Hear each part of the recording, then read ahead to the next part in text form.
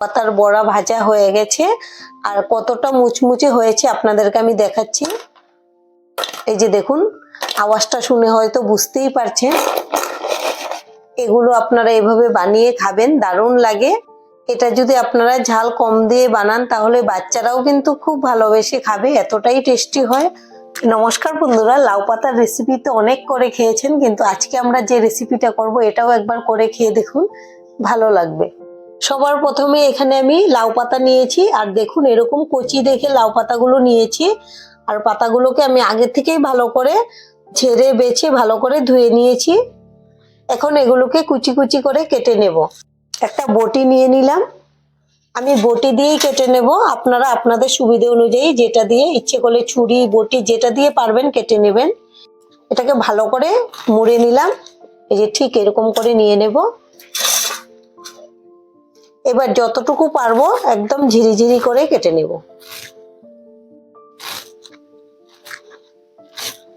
এই যে দেখুন ঠিক এরকম হবে কাটার পরে। দেখুন আমি সবগুলো কেটে নিয়েছি, আর কাটার পরে কত সুন্দর লাগছে দেখতে, একদম ঝিরিঝিরি করে কেটেছি।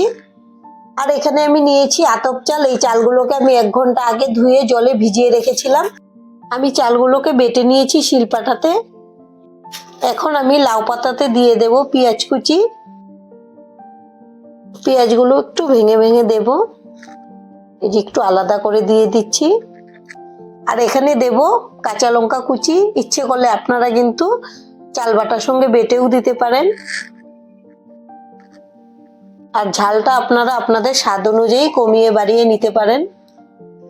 এবার দিয়ে দেব স্বাদ মতো লবণ, আর নিয়েছি হলুদের গুঁড়ো। এখন সবগুলো একসঙ্গে মেখে নেব।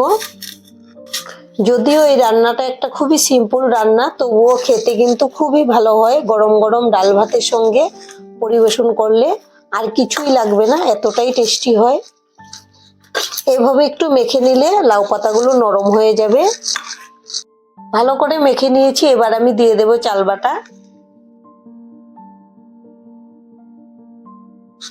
চাল বাটা দিয়েও ভালো করে মেখে নিতে হবে, কিন্তু আপনারা এখানে চাইলে কিন্তু চাল বাটার জায়গায় বেসন দিয়েও করে নিতে পারেন, তবে চাল বাটাটা দিলে খুব মুচমুচে হবে, খেতে ভীষণ ভালো হয়।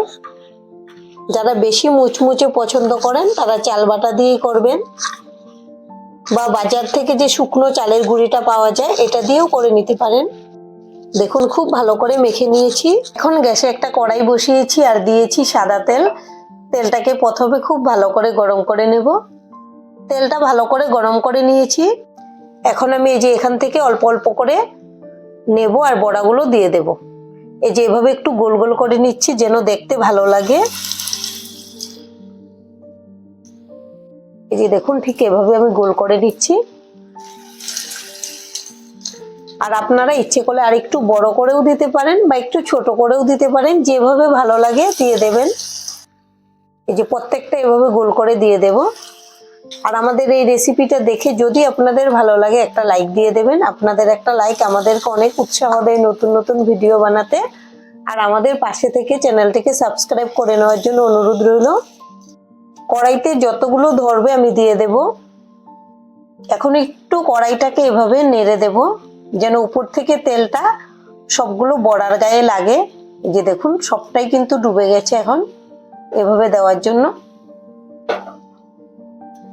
আমি সঙ্গে সঙ্গে নাড়াচাড়া করিনি, 1 মিনিট পর এখন আমি এগুলোকে নেড়ে চেড়ে উল্টে পাল্টে দেব। মোটামুটি একটা কালারও আসতে শুরু হয়ে গেছে।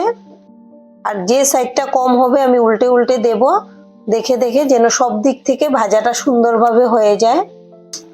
বন্ধুরা আমি বড়াগুলোকে 10 মিনিট এভাবে উল্টে পাল্টে নেড়ে চেড়ে ভেজে নিয়েছি। দেখুন সুন্দর একটা কালারও এসছে আর একদম মুচমুচে করে ভাজাটাও হয়ে গেছে। আমি গ্যাসের ফ্লেমটা মিডিয়ামে রেখেছিলাম। এই যে দেখুন আমি এবার তুলে নিচ্ছি।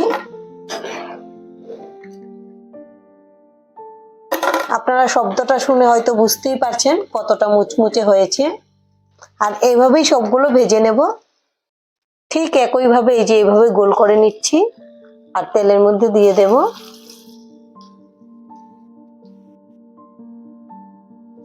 এই বড়াগুলোকেও আমি 10 মিনিট লাগিয়ে একদম মিডিয়াম আঁচে সুন্দর করে ভেজে নিয়েছি উল্টে পাল্টে। এখন এগুলোকেও তুলে নেব। দেখুন বন্ধুরা, আমাদের সবগুলো লাউ পাতার বড়া ভাজা হয়ে গেছে আর কতটা মুচমুচে হয়েছে আপনাদেরকে আমি দেখাচ্ছি। এই যে দেখুন, আওয়াজটা শুনে হয়তো বুঝতেই পারছেন। এগুলো আপনারা এভাবে বানিয়ে খাবেন, দারুণ লাগে। এটা যদি আপনারা ঝাল কম দিয়ে বানান তাহলে বাচ্চারাও কিন্তু খুব ভালোবেসে খাবে, এতটাই টেস্টি হয়। তাহলে আজকের ভিডিওটা এখানেই শেষ করব। সবাই ভালো থাকবেন, সুস্থ থাকবেন। সম্পূর্ণ ভিডিওটা দেখার জন্য অসংখ্য ধন্যবাদ।